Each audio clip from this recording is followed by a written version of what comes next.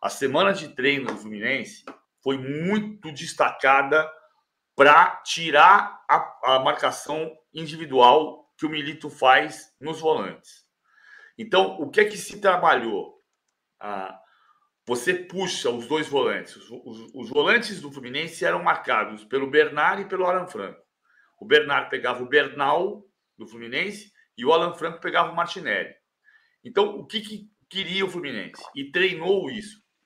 Eu encontrei o Paulo Angione, o diretor do Fluminense, no intervalo e falei sobre essa marcação e ele sorriu. Ele apenas sorriu, que para mim deu a noção exata de que ele sabia do que ele estava falando. O Bernal saía para o lado esquerdo e com isso o Bernard vinha com ele. E o Martinelli saía para o lado direito e com isso o Alan Franco vinha com ele. E o Ganso tirava o Fausto Vera para dançar para o lado. Então você permitia abrir um corredor por onde o passe ia sair dos zagueiros.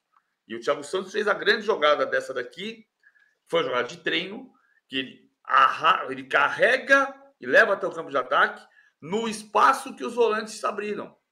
Eles vão abrindo igual Moisés. Igual Moisés abrindo o Mar Vermelho. Vai abrindo, abriu. Ele enfiou a bola para o Arias, quase saiu o gol. Por isso que eu discordo da entrevista do Milito, quando o Milito diz que foi um jogo igual, que foi resultado injusto, que foi a única chance do Fluminense e foi a última bola do jogo do Lima. Não é verdade. A bola que o Thiago Santos meteu para o Arias é que não foi um jogo de bola na trave, de defesa no ângulo, extremamente emocionante. A bola que o Thiago Santos meteu para o Arias era a chance de gol. A bola que o Cauã Elias rola para trás para o Serna entra e fura, era de frente para o gol. Não virou uma jogada clara de gol, mas era uma chance clara de gol. Era uma chance de gol. Então, o Atlético caiu muito na armadilha que o Fluminense armou para o Atlético. O Gustavo Guerreiro diz aqui que, quando viu a discussão, achou que o Hulk tivesse indicado uma corretora de investimentos para o Scarpa. Olha... E o Walter Vieira falou que o Scarpa não escarpou das vaias ontem.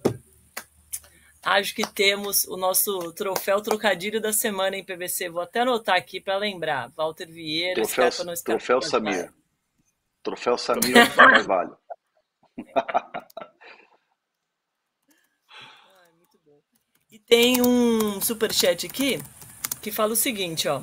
Era do assunto que a gente já passou, né? Mas como é superchat, vale a gente voltar. Gibran Rocha. Gibran, faz tempo que você não aparece aqui. Ele diz o seguinte, já haviam perguntado ao Zuba por que ele tirou o Luciano. A pergunta do repórter foi como foi a conversa. Por isso a resposta sobre um suposto medo. Não, eu discordo disso. Eu não vi assim. A primeira pergunta que eu ouvi sobre a saída do Luciano foi por que ele tirou o Luciano. Não foi isso. E aí o Zubeldia pergunta para o repórter, você não tiraria o Luciano? Ele não pergunta como é que você conversaria com o Luciano. Não foi essa a pergunta do Zubeldia para o repórter. Quem tem que responder Vamos falar de Flamengo? Desculpa, PVC. André. Não, quem tem que responder é ele. E assim, eu já passei por isso com o Zubeldia. Eu fui uma vez questionar o Zubeldia sobre treinos e intensidade dos treinos. E eu falei assim, o que a gente escuta é que os treinos são mais intensos. E ele, quem diz isso? Eu não sei o que, sabe? Tipo, cara, responde. É isso. Muito bom. O André tá falando aqui, ó. Não, peraí. Tinha um comentário muito bom que eu perdi. Achei. Eduardo Verde. Valeu, Eduardo. Após a rodada de ontem, reforço meu palpite. River ou Peñarol, um dos dois vai ser o campeão. Tá mais pro River. Botafogo, troque o uniforme amarelo da cabeça aos pés. Like para um trio que merece. Obrigado, Eduardo. Hoje tem Flamengo e Peñarol. E aí ele coloca o Peñarol como um dos favoritos ao lado do River. Agora, quase terminando essa primeira rodada, você concorda, PVC? Não. O Flamengo é favorito para ganhar o jogo hoje. O Flamengo precisa fazer uma vantagem maior do que tem conseguido fazer, porque o Flamengo tem vencido jogos por 1-0, contra o Bahia fora, contra o Bahia em casa, fez 1-0 com o Vasco, tomou um empate. Então, o Flamengo precisa tentar fazer um 2-0, 3-0, 4-0 para resolver o jogo. Não acho que é um jogo fácil para fazer isso, é um jogo difícil. O Peñarol não chegava até as quartas de final. Aliás, o Peñarol não passava da fase de grupos desde o vice-campeonato de 2011, quando era dirigido por Diego Aguirre.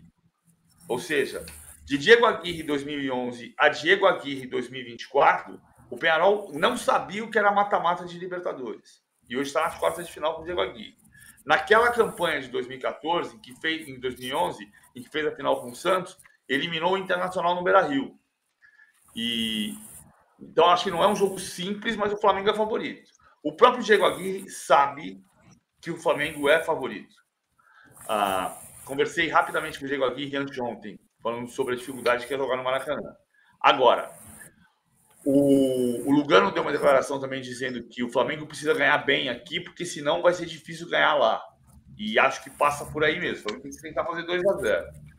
Outro ponto, o Peñarol foi o último clube a ganhar do Flamengo no Maracanã na Libertadores, em 2019. São 28 jogos de invencibilidade do Flamengo como mandante na Libertadores. E a última vez foi 1-0 gol do Viatri na fase de grupos de 2019, quando o Abel Braga estava sendo muito criticado naquele momento e acabou saindo um mês e meio depois. 1-0 gol de Viatri. Foi um dia que teve muita briga na praia de Copacabana entre torcida do Flamengo e torcida do Peñarol, coisa que felizmente não aconteceu na quarta-feira. Muita gente imaginou que ia haver o apocalipse no Rio de Janeiro na quarta-feira por causa das 4 torcidas juntas. Não houve apocalipse. Houve apocalipse no domingo com o Flamengo e Vasco, mas na quarta-feira não teve. Tomara que não tenha hoje também, né? Porque não terminou ainda. Hoje é ponto facultativo no Rio de Janeiro também, depois das 3 da tarde, porque hoje tem show no Rock in Rio e espera-se show no Maracanã. Eu amo o Rio de Janeiro. Show de quem no Maracanã? Vai, fala aí. Não, espera-se show do Flamengo no Maracanã. Na nossa enquete, que vence hoje, Peñarol 44% dos votos, Flamengo 36%, empate. Os antes, 20%. Você tá com quem na enquete? Não, hoje o Flamengo faz o resultado e eu acho que o tom da classificação do Flamengo ou não para a próxima fase depende muito desse primeiro jogo. O adversário é um adversário encardido, chato. O Diego Aguirre é um bom treinador. Eu estive lá em Montevidéu quando o São Paulo jogou contra o Nacional, assisti muito o noticiário, conversei com muitos colegas de lá e, de fato, hoje quem joga o melhor futebol é o Peñarol. Não é um futebol assim vistoso, não é um futebol assim de encher os olhos, mas é um futebol competitivo e brigador. E o campeão del siglo, que é o estádio onde o Peñarol manda seus jogos, é um caldeirão. Então o Flamengo precisa sair do Maracanã com um resultado para poder classificar, né, na semana que vem. Se, por exemplo, for num 0-0 como o Botafogo ontem saiu com o São Paulo, obviamente são diferentes situações, fica complicado. Então acho que o Flamengo tem que fazer o resultado para poder classificar em Montevidéu, senão a coisa vai ficar ruim. A boa notícia para o flamenguista é que o De La Cruz está recuperado da lesão na coxa esquerda e vai para a partida. O Alexandro, o Alcaraz e o Plata foram inscritos e podem atuar, só que o Gabigol não foi nem relacionado, PVC. Porque ele teve uma dor contra o Vasco, foi feito um exame, não acusou lesão, mas ele tem uma fibrose. A fibrose é um final da cicatrização, digamos, na lesão muscular que ele teve. E como ele tem a fibrose, por precaução, a opção foi tirá-lo do jogo. Então ele não vai nem para o banco de reservas. O De La Cruz tem uma curiosidade. O De La Cruz é um jogador fundamental para o Flamengo. Ele cresceu nas divisões de base do Liverpool de Montevidéu, pequeno clube de Montevidéu que revelou o Luciano Rodrigues, que está no Bahia. Junto com o Carlos Sanches, irmão dele, também cresceu no Liverpool. Mas a mãe dele, tem a matéria aí, Calvoso, para a gente mostrar? Não sei se ele tá com a matéria. A mãe do De La Cruz é hincha del Peñarol. É o time da mãe dele. Não dá para dizer que ele é torcedor do Peñarol, porque ele, jogador do Flamengo, não vai ficar se declarando o Peñarol. Mas a família dele, especialmente a mãe dele, que é mãe de 10 filhos, ela admite ser torcedora do Penharol. Lógico que hoje vai torcer para o filho, mas ela é carboneira. Carboneira é como se chama o torcedor do Penharol. Sabe como chama o torcedor do CRB? Como? Regatiano. Olá, essa eu não sabia. Que é Muito bom. Clube de Regatas do Brasil, por isso que é regatiano. Justíssimo. Agora, tem alguns de volta, mas a lista de lesionados continua enorme, André Hernan. Recapitulando, o Cebolinha, com ruptura do tendão de Aquiles, o Vinha, ruptura do ligamento cruzado e fratura da tíbia, o Pedro, ruptura do ligamento cruzado anterior do joelho, o Michael, com lesão muscular, e o Luiz Araújo, com fratura da cartilagem do joelho direito. E eu acho que essa lista aí de desfalques com o Gabigol agora, eu acho que não ter o Gabigol no banco de reservas é bom pro Tite, porque aí o Tite não é questionado por que ele não colocou o Gabigol, sendo que o Gabigol é um jogador decisivo. Então eu acho que assim, que é uma zona de conforto para a comissão técnica preservar o Gabigol. Se o Gabigol não tem lesão, eu entendo que você tem uma conversa com o jogador e sente do jogador se ele quer jogar. E o Gabigol, evidentemente, estaria à disposição. Não tem lesão, vai para o jogo. Preservado? Ok. Mas eu acho que é uma zona de conforto para a comissão técnica. Porque assim, você vai para um jogo importante como esse, com o Penharol, dependendo do resultado, como foi no jogo contra o Vasco, e aí você questiona, você não tem o Pedro, por que você não coloca o Gabigol na função de 9, sendo que ele sempre foi o camisa 9 ou o segundo atacante do Flamengo? Eu acho que preservar o jogador que não tem lesão é uma zona de conforto para o treinador e não para o Gabigol. Justo, é verdade. O Rafael Ramos está falando que eu tava com alegria, kkkk. Eu não li com alegria, não. Eu fico até mal quando tem tantos lesionados, que eu acho que é ruim pro futebol como um todo, né, PVC? Não só pro time, mas pra gente que tá vendo espetáculo. Claro, e assim, a gente está falando do número de lesões do Flamengo, e outro dia eu falei, assim, não tem exemplo, tirando Juventude e Bragantino, em determinados momentos da temporada, que tenha tido tantos lesionados repetidos com lesão muscular quanto o Flamengo tem tido. Ontem teve no Palmeiras, né? O Estevão teve uma lesão muscular. Provavelmente ele vai ficar 2 jogos fora. Não deve ficar mais do que 2 jogos fora. Mas teve uma lesão muscular. O Flamengo tem uma sequência de lesões musculares e uma repetição de lesões musculares no adutor da coxa, no posterior da coxa. Então, esse é o ponto para se entender por que está acontecendo repetidamente esse tipo de lesão. E a gente fala do DM, né? Mas o problema não está nem do DM, o problema está na recuperação, não? Porque para agilizar essa recuperação. Você pensar que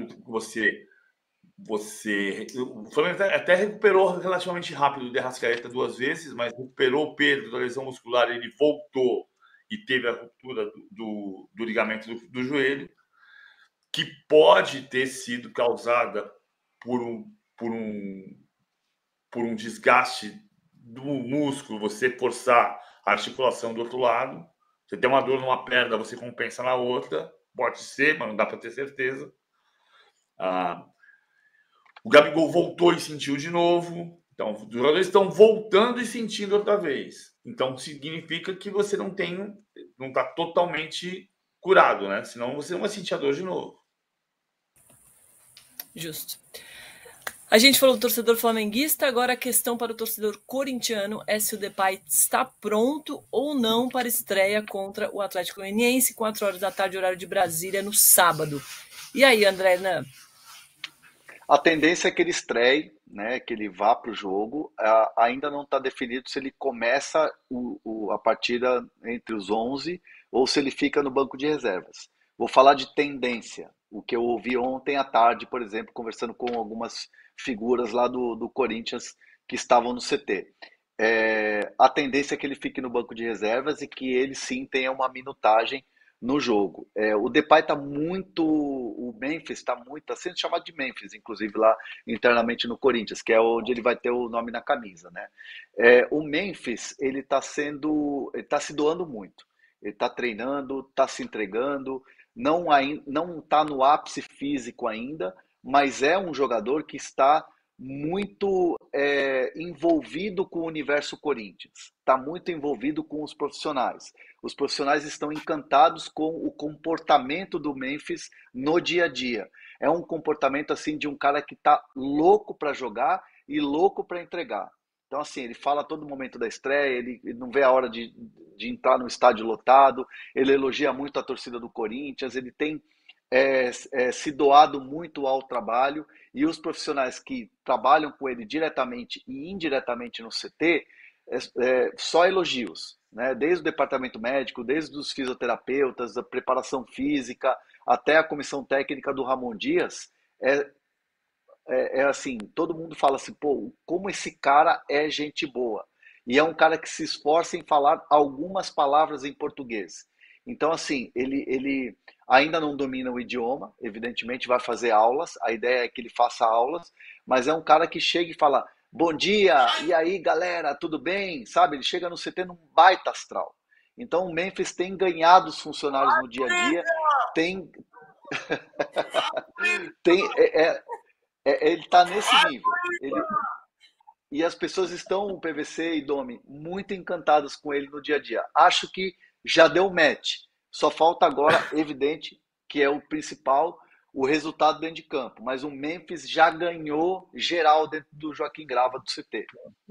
Ele já fala mais português que o Sampaoli. Vai, Corinthians! Qual?